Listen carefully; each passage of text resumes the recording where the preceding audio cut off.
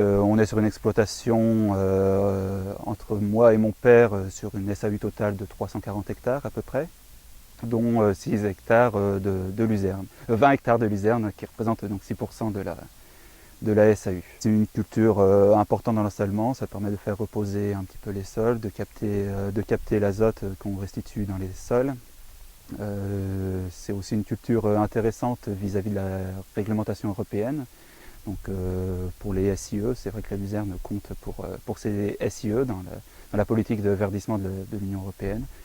Donc voilà, d'un point de vue réglementaire, c'est aussi très intéressant.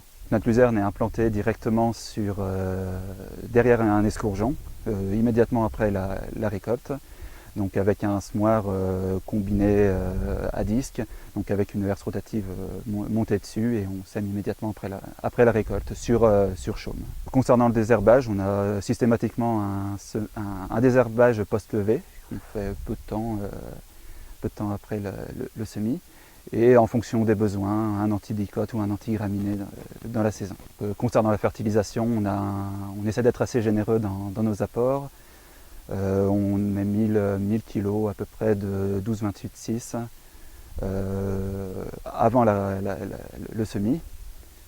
Et tous les ans, on ramène 500 kg de potasse et de la késérite de l'ordre de 100 à 120 kg. Au niveau des rendements, on est globalement satisfait, excepté l'année dernière qui était vraiment particulière.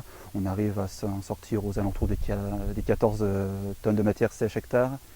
Ce qui fait qu'avec les prix qu'on peut avoir en général, on s'en sort d'un point de vue économique, la luzerne est aussi là assez intéressante.